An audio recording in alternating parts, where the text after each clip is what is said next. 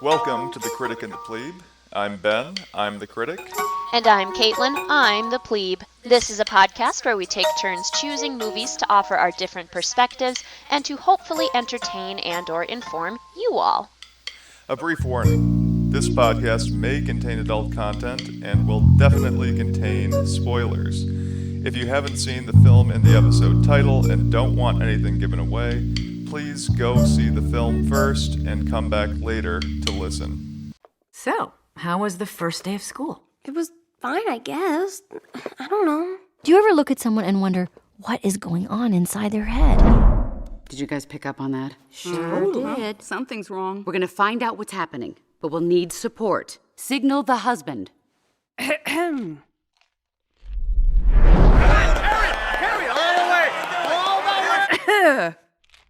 Uh-oh, she's looking at us. What did she say? What? Oh, sorry, sir. No one was listening. Is it garbage night? We left the toilet seat up. What? What is it, woman? What?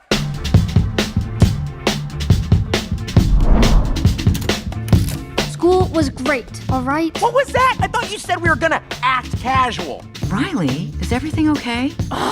Sir, she just rolled her eyes at us. All right, make a show of force. I don't want to have to put the foot down. No, not the foot. Riley, I do not like this new attitude. Oh, I'll show you attitude, old man. No, breathe. What is your problem? Just leave me alone. Sir, reporting high levels of sass. Just shut up! Fire! That's it. Go to your room. The foot is down. The foot is down. Good job, gentlemen. That could have been a disaster. Well, that was a disaster. Welcome to episode 5 of The Critic and the Plebe.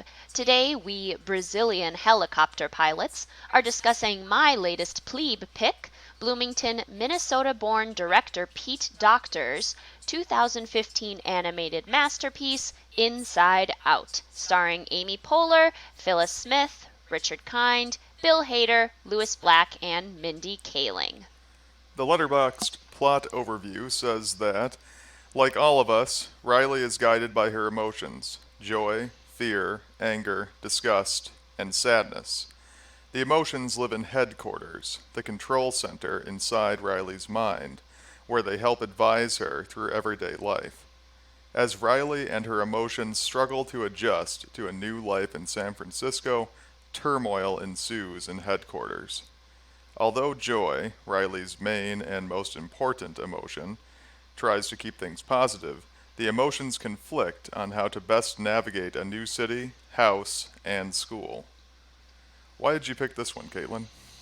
So when I pick movies, I generally do it just kind of based on what I'm feeling in the moment and what I want to see. And when it was time for my pick, I thought to myself, well, I haven't seen Inside Out in a while, and it's one of my favorite movies, I think, of all time. It may or may not be my favorite Disney animated movie. I feel like Inside Out and Beauty and the Beast kind of vie for that top position for me.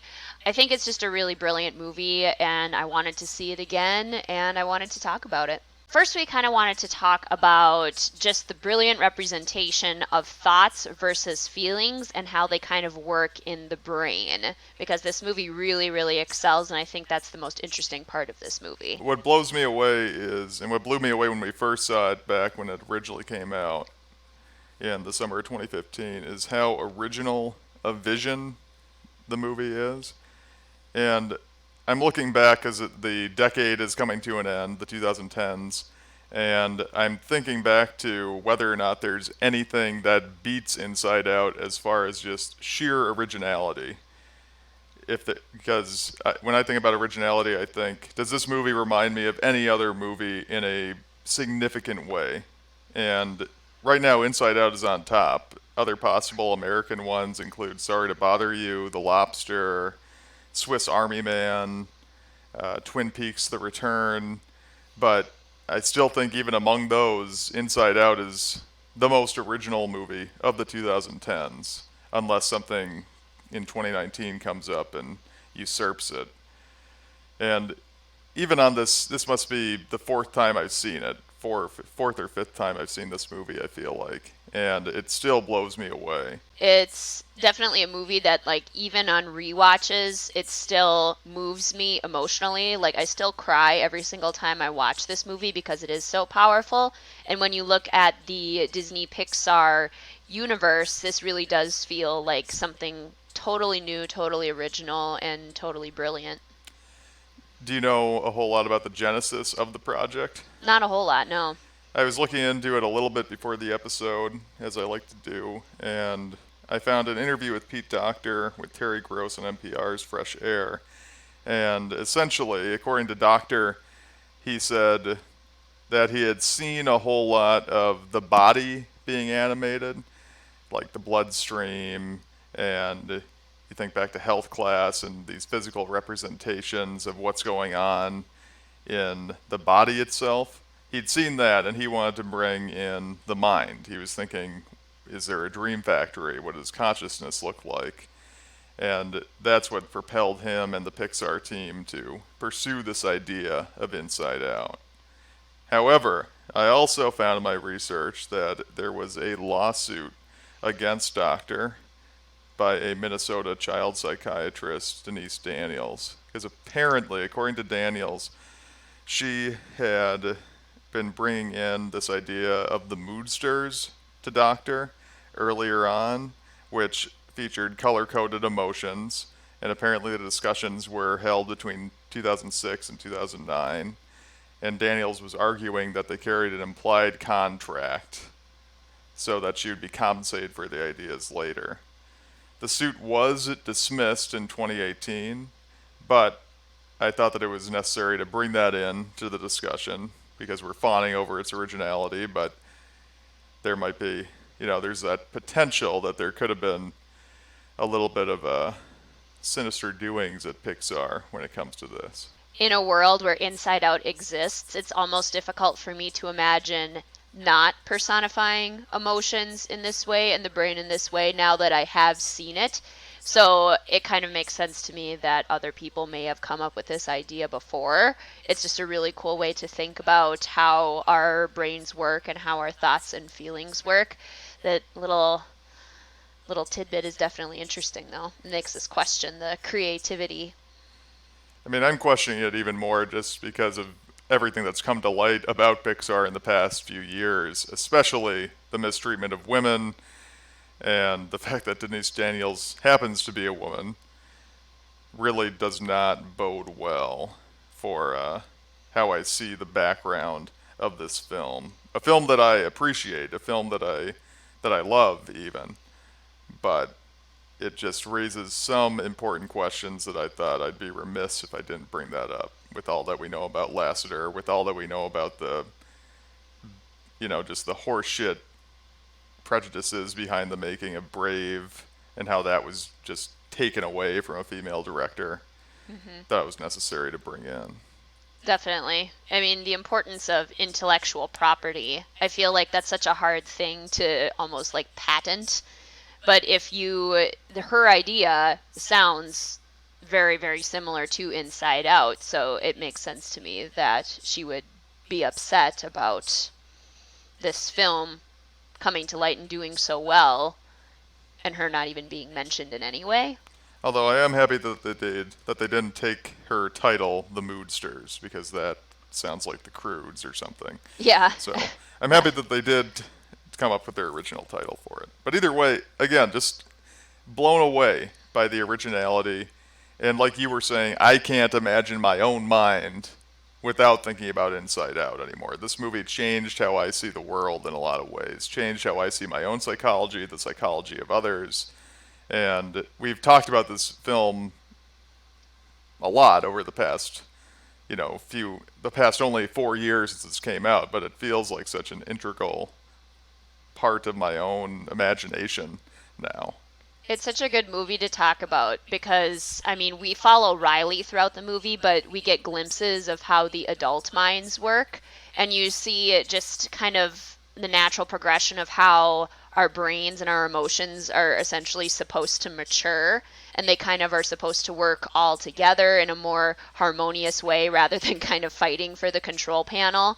I think it's an excellent way to show how younger children, their emotions maybe are a little bit more sporadic and a little bit more impulsive. Adults, generally, the goal for us is to kind of have those emotions and recognize them, but still be able to control them in a way, and yet they still sometimes are able to just break out. And I think it's interesting too that there's always kind of a main emotion. There's a different lead emotion within the different consciousnesses that we see, whether that's the mom, the dad, Riley, or even just the cats and the dogs and the bus driver and the Right. pizza employee during the closing credits, which the closing credits are amazing. As far as during the credits clips that play, those during the closing credits clips really open up more ideas, almost open up more ideas than the movie itself does, just within those little clips at the end. I agree, because it shows you what a mind is like if there's a different emotion and control besides just joy. You have kind of the preteen who's considered the cool girl in the movie, but when we look in her brain, her main emotion, the one kind of driving force for her, is fear, which I think is really interesting, and she's really worried about fitting in and people liking her. The woman who works at the pizza store, her main emotion is disgust, and you just kind of see all the other emotions talking about, like, what are we even mad about? We don't even know. And what I was most taken with is the bus driver, because the bus driver, all the emotions have different shapes. I mean, I'm assuming if you've listened to this, you've seen the movie, but they all have their different figures and shapes. But the bus driver, every single emotion is just the shape of anger, and it looks like anger, but it's just a different shade of anger. There's like a green colored anger, a purple anger. So we can assume that the purple anger is still fear, but at the same time, it's like, what happened in this bus driver's life that all of his emotions have transformed into anger? Is this a Right. guy with an anger issue in general, and your emotions look that way if you have an anger management problem? It just, so many questions come up just from that bus driver for me. And you can almost look at that, I think, if we consider mental illness, for example. Would somebody who maybe deals with anxiety, would fear kind of do something similar to all of the other emotions? Would fear become a part of all of the other ones? It would just, yeah, it becomes part of the literal DNA of the person, apparently, and it just becomes different shades of fear for that anxiety problem. Then with the mom, we have sadness driving. With the dad, we have anger driving. And that dinner table scene, about 20 minutes into the film, is pretty genius. It's so funny because it just shows that inner dialogue that we all have just playing out, and how the emotions are kind of trying to drive the different situations. And again, we have different lead emotions in everyone's brains, and it's interesting to see how that changes how they interact with one another, especially in more stressful situations. I just think it's brilliant.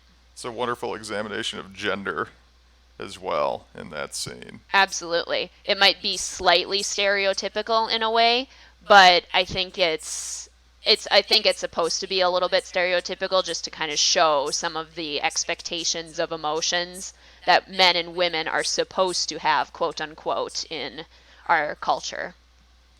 Exactly. And it's just amazing. Again, blown away. I'm going to keep saying this throughout the episode, but how original this is. And we'll talk even more about the screenplay and plot stuff when we get along, but I was just double checking on my phone here, and thank God it was nominated for Best Original Screenplay. Because for a second, I couldn't remember whether or not it was, and I would have been furious if it had not at least got a nomination.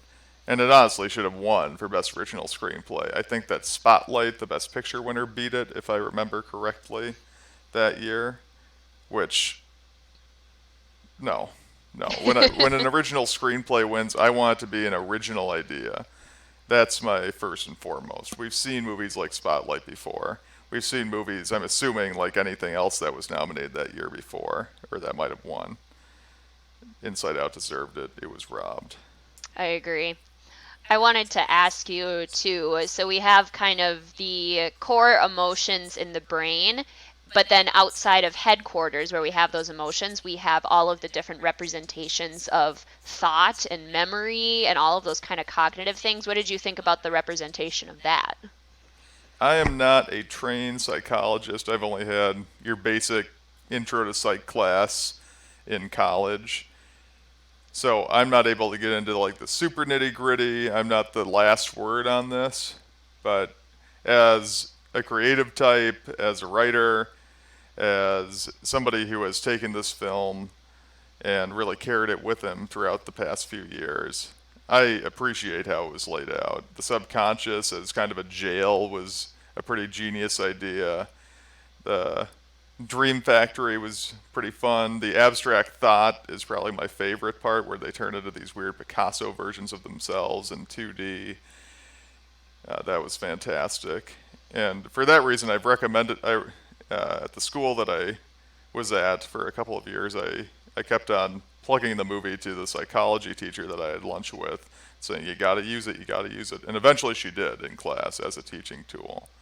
And I think that you've used it a few times, Caitlin, as a teaching tool yourself. Absolutely. That brings up a couple thoughts for me. First, I think it's really interesting how all of the thought works of the brain are relatively organized and relatively set in place. The way the memories work, the way the dream factory works, it seems very organized and very step by step, kind of stock and standard. Like, this is the way things work for your thoughts. And the emotions, by contrast, are very reactive, and they react based on the situation. There's not really a set way that they're supposed to do things. It's more based on their intuition and the situations that are happening, which I think is a great way to think about the way that people react to situations too. I mean, if we look at Myers-Briggs, for example, we have the thinkers versus the feelers. Are you relying more on those kind of standard processes, or are you relying more on that intuition and that reactivity? I think it's really interesting to think about, which is something that I have talked about with students that I work with. I'm a speech language pathologist, so I work with students with communication disorders, and many of those students struggle with social skills. So naturally, Inside Out as a movie is such a great teaching tool for teaching basic emotions and also teaching empathy. And just because visuals for students with autism help so much in helping them understand the world. So if they can see your visual representation of this is what sadness looks like in your brain, this is what anger looks like, and this is what happens when your emotions kind of aren't working together and when things get a little chaotic, it's just such a great teaching tool. And I've used it with general education students and with students in special education. And it's been equally successful in all of the lessons that I've used it in. I think kids really enjoy it, but they also get something out of it. I had another question, and this movie raises so many questions and interesting places to discuss. But I was curious about a couple of things. Do you feel that there is a weak link in the core 5 emotions, and is there an emotion missing? In the Terry Gross interview I was reading, Terry Gross was joking about just, you know, if Riley was a Catholic, there would surely be a Catholic guilt emotion at headquarters. And for me, the weakest link up there, and one that I've always kind of questioned, is that really a core emotion everybody is disgust? The Mindy Kaling character. And she's great, perfectly cast. All the emotions are perfectly cast. But it still felt like, is that really a core one? For me, it doesn't feel like it's a core one. I definitely agree, and I actually wanted to bring up the exact same point, is I think the core emotions that we feel pretty much every day in some form or another are happiness, joy, sadness, fear, or anger. I'm not sure why they felt like they needed a fifth. I mean, Mindy Kaling does do an amazing job as the character, and I think disgust is a lot of fun, but I don't know that I feel disgusted every single day. It feels like disgust is more of a biological reaction because they even say that disgust is there to help keep Riley safe. So like when they see broccoli for the first time, disgust kind of is running the control panel. I just don't think that that's something that we necessarily feel. It's almost more biological. Yeah, you don't sit around feeling disgusted. You don't stew in disgust, or at least I don't think you do. Because you think of why somebody is in their room feeling a thing. Somebody could be sad in their room. Somebody could be feeling angry. You could be sitting in this anxiety and this fear. So disgust is always one that I've questioned a little bit, but I'm curious just if there is no disgust, is there a missing emotion? Is there a missing core emotion? Or did they cover all the bases? Should there be a Catholic guilt one up there? I wonder what it would be like if there was like a fifth emotion that was almost different for every person. Like you're saying, if you're Catholic, there's a Catholic guilt emotion. I wonder if there's like a flex emotion that maybe some people feel more than others. So maybe disgust is something that somebody feels. I know you can feel disgusted like with another person, for example, but to me that feels still more like anger almost if you're feeling disgusted with somebody or with something. So I don't know. I honestly can't think of another core emotion, but maybe secondary ones that if someone were to feel them enough, maybe they could become a core emotion. Yeah, it's a possibility. Definitely. All I know is that the flex emotion would probably do CrossFit. It would do CrossFit. Well, I was thinking like maybe there's an adrenaline emotion, like there's an adrenaline junkie or somebody who really loves working out or rock climbing or doing dangerous things. Like maybe there's another emotion that really feeds on that. It's almost like if somebody takes their biological needs and it works with those enough times that becomes like another emotion for them.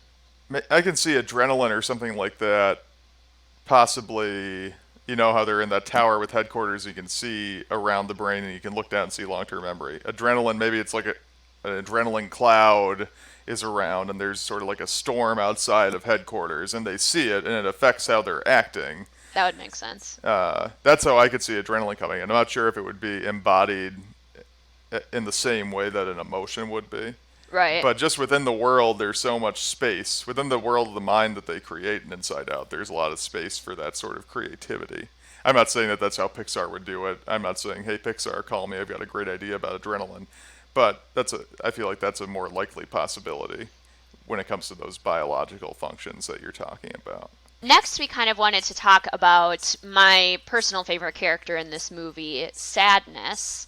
And you did dress up as her for Halloween. I did dress up as Sadness one year for Halloween. And I was Anger. I still had my anger mask. It was interesting, though, because this kind of leads into my next point. The reactions that I got when I told people that I was dressed up as Sadness from Inside Out, I got a lot of awes, like, oh, that's sad. Like, why are you doing that? And it's that I think perfectly represents the way that sadness is kind of treated in this movie is like, oh, why would you want to feel sad or why would you want to acknowledge the sadness? I think throughout the entire movie and until we get to the very end where Joy kind of realizes the importance of sadness, sadness is either overlooked or criticized as an emotion. And that is absolutely something that we see in our society is that if you are feeling sad or if you're feeling like chronically sad, if you're dealing with chronic depression, there's so many times that people that feel that sadness are told like, well, you just need to look on the bright side or you need to have a more positive outlook. And they're using joy to try and target that sadness in people's lives. But there's this really formative scene in the movie for me where Bing Bong, Riley's imaginary friend, is feeling sad. Joy is trying to make him feel better with all of her happiness, and she's like trying to tickle him and tell him jokes and stuff like that, and it's not working. Sadness comes and sits by him, and she empathizes. She says, yeah, you're feeling sad. I understand why you're feeling sad. They cry it out a little bit, and then Bing Bong is feeling much better. I use that with my students to teach them empathy, because if you are ignoring the way a person is feeling, all emotions are valid. Even if they might not seem that way in the moment, even if it might seem like someone is overreacting or being overly sensitive, all emotions come from a real place for that person. So when somebody is feeling sad, you need to recognize that and empathize with them and say, hey, I get that you're feeling sad right now. And that's okay. So I think that the way that this movie brings that up and understands that sadness is such an important part of all of our lives and that sadness is really what brings us together, I think that's this movie's biggest accomplishment in my mind. And sadness gets the most focus when it comes to that. But really, the message is to listen to any emotion. Let every emotion have its day. And sadness is one where joy is constantly, cloistering off sadness or trying to silo off sadness and having her not touch anything, don't mess with the control panel, draws a little circle around her at one point and tells her to stay within it. It's all about the message of letting these emotions breathe, letting an emotion take control, listening to an emotion. Is when you listen to sadness or you let sadness work something out, like it does with Bing Bong, like Joy eventually lets sadness do with Riley in headquarters, that's when the real emotional growth happens, when you actually work through it. And the same could be said for anger and fear and disgust. I mean, they all have their moments. When you listen to fear, like when Riley's a little kid and she doesn't trip over the lamp, that's a positive thing. She grows, she gets a memory in long term, she knows not to run by loose cords. So it really is this great message of listening to emotions, but certainly sadness, which is truly a very stigmatized emotion. I'm guilty of saying, don't be sad to friends or to you or to family. And a lot of people are guilty of that in society. And I would say I'm guilty of the same thing with you by saying, like, oh, don't be angry. I think any of the emotions that are considered somewhat negative by our society and by our culture, namely anger, fear, and sadness, I think any three of them could have kind of played the role that sadness played in this movie. I think it works beautifully with sadness, but I think it's so important for us to consider what if anger had been in that place and anger was being just shoved down and ignored and told, no, you don't get to go to the control panel at all. You never get to let your anger out. That causes just as many problems as if you shove down sadness. Yeah, that might be how we end up with what the bus driver has, with all these transfigured, anger-shaped emotions. Definitely. If you repress it so much, it's a possibility. And getting more into the originality, too, on top of the emotions, it's interesting that really the conflict in this movie and the stakes in this movie do not center around a traditional villain at all. It's a lot more nuanced than that, so much more original. They didn't go down that route at all. When Bing Bong appeared the first time I was watching it in theaters, I thought, oh, here's the Pixar villain who acts like he's good, but who's really just tricking the people, and he's going to be a bad guy and try to take over headquarters to get Riley's attention back or whatever. And thank God they didn't go down that route, because they would have been ignoring so much of this amazing nuance that we're talking about and all this depth. So there's no real villain, and there is just kind of that conflict between sadness and joy, but neither of them are bad. But at the same time, I was thinking this time around, is the thing that everybody's fighting against, is that emotional trauma. Because I feel like Riley is going through emotional trauma.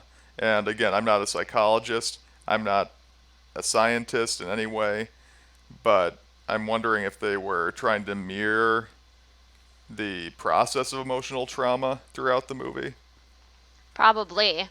And I think it's really interesting when Joy and Sadness are still in headquarters towards the beginning of the movie, and Riley is going through this really stressful move. Joy is constantly trying to be happy during this move. Sometimes she succeeds and sometimes she doesn't. And you can see behind her that the move is full of fear and anger and disgust. So the move clearly isn't a positive experience for Riley, no matter how hard Joy is trying to shine through.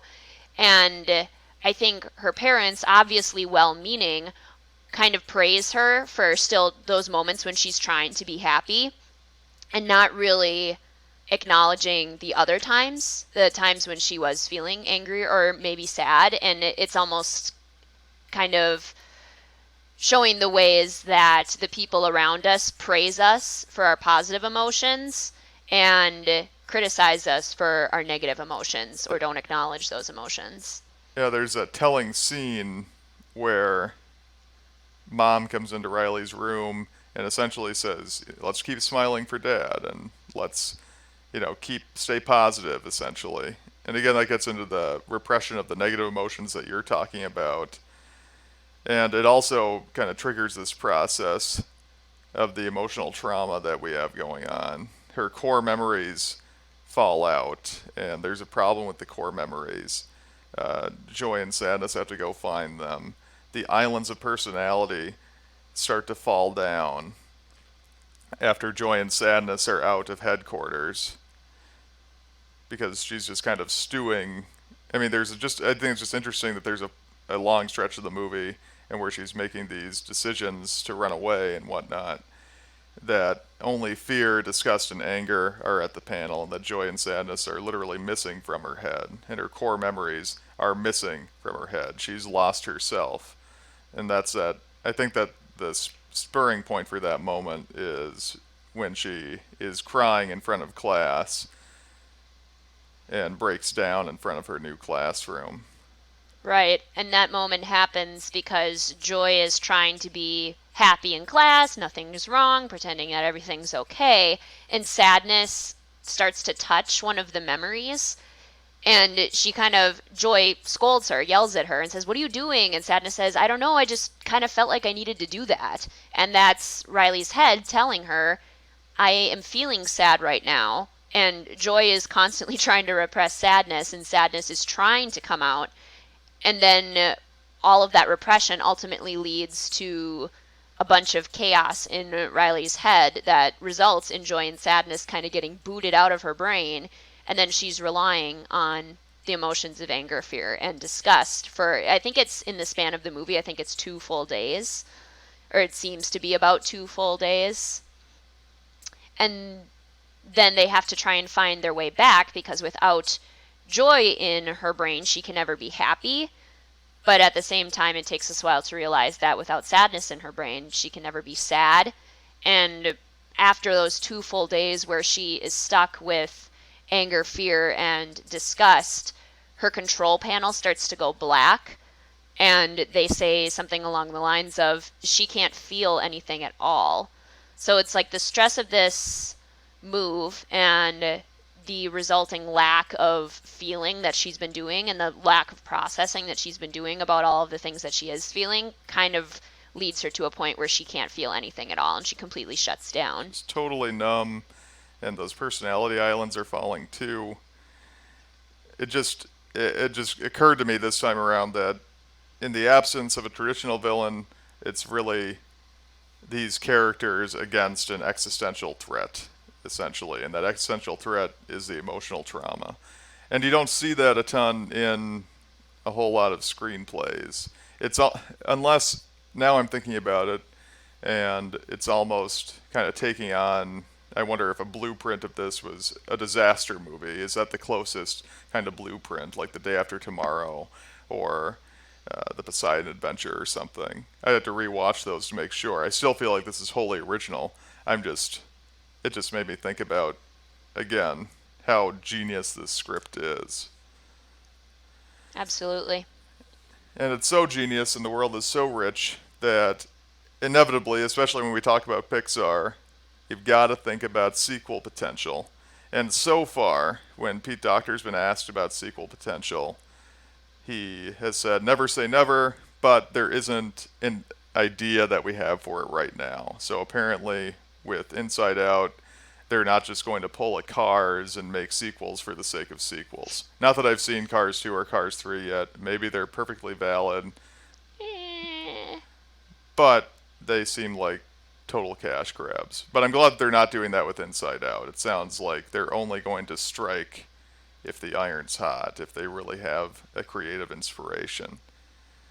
But in the absence of an actual sequel, what could there be for a sequel, do you think? Do you have any ideas for a sequel? Is there an adrenaline cloud storm that comes in? I don't know that I would even want a sequel. It's so hard when something is done so well to match that same level of excellence. I think Pixar has managed to do that with the Toy Story series. Toy Stories 1 through 4 have managed to be pretty excellent. But I'm always so wary of another sequel coming out because more often than not, sequels just never match the original and never live up to the potential of the original. So I haven't even given a sequel any thought because the idea of that scares me. Even though there is so much potential in the world and so many things to explore, I mean, there are so many cognitive processes that they didn't even get into that could be looked into, but I think what they did was so great that I don't want a sequel to ruin it. The puberty button, though, is looming. I feel like puberty would be the most logical next step. That Right. seems like the clear seed for the sequel, is puberty coming in. In psychology classes that I've had, puberty is discussed almost as your emotions revert back to when you were a toddler. They become really sudden and chaotic when you're in puberty just because of the flood of hormones that's going through your body at that time, plus all of the extremely difficult social situations you're encountering, the increased stress of school and sports and everything. Puberty is obviously a very difficult time. And then you add on to that the fact that you're reacting to situations essentially the same way that a toddler does. Many parents will tell you that when they're raising teenagers, it feels a lot like when they were raising toddlers, except their teenagers are talking a lot better. That could be hilarious to see infantilized versions of Bill Hader and infantilized versions of Louis Black. Well, I wouldn't want to see them looking literally younger or acting younger. I think it would be more they would react more strongly. But I feel like hormones would become the new existential threat to it. And the hormones would maybe come in and maybe almost like an invasion of the body snatchers type thing. Or they'd plug into or it'd be like when Buzz in Toy Story 3 gets his switch switched. Like hormones would be doing that to the emotions. Or almost like you said, a cloud of, like when we talked about the cloud of adrenaline coming over headquarters, maybe there's a storm of different kinds of hormones that make you go into mood swings, make you feel really angry for a time, or make you feel really disgusted at everything for a time. That'd be interesting. I mean, ultimately I'm with you. I'd be fine with this standing alone as its own movie, because we are in a world of way too many sequels and relying on that much too much. And Pixar luckily does have a whole lot of originals on its slate as opposed to sequels in the next few years, which I'm looking forward to. But at the same time, there is so much potential, and Pixar generally does pretty well with sequels if you just ignore Cars, which generally I do. But Pixar generally does pretty well. So this is one of the few times where I am really considering it, really thinking about it, and would welcome it. What's your grade, Ben? What do you think? I graded Inside Out an A from the first moment that I saw it, and it retains that A level. I can't imagine this aging poorly. It's only been 4 years since it came out, but it already feels like a classic, because it really is a timeless movie, because it takes place within the mind of a child. And again, I've already waxed poetic about its originality and how it's the most original movie of the 2010s, and I feel like I'm going to have to stand by that. It'll definitely make my best of the decade list by the time we get to the end of the year, or by the time we get to early 2020. I really have no complaints about the movie at all. It's one of the most original movies I've seen. It's hilarious, it's heartbreaking, it's changed the way that I view the world. Solid A. Can I give it an A+? Is that allowed? That is allowed. Okay, I give this movie an A+ because I think it's darn near perfection if it isn't already perfection. I think it's visually stunning, and it tells one of the most beautiful stories in animation that I have ever seen, and I think that many people have ever seen. And it has such an important message that I think is delivered in a really expert way. I absolutely love this movie. then we are agreed. That's 2 episodes in a row where we agree on a grade. Well, technically you're a little higher than I am, as I'm technically at just an A, but Would you give it an A plus? I haven't regraded it in a while. I didn't regrade it after this viewing. So. Do you give A pluses? Yeah, I do give A pluses. Oh, okay. There's a handful of films with A pluses from the Piper review. Thank you for listening to this episode of The Critic and the Plebe. Make sure to follow us on Letterboxd, subscribe to us on YouTube, leave a comment on YouTube or Letterboxd if you agree or disagree with our takes, share us with friends who are interested in hearing film discussions. And the next episode that we have coming up will be Spider-Man Far From Home, the latest from the Marvel Cinematic Universe. We'll try to get that out to you as soon as possible after we see it this week. Until then, happy viewing.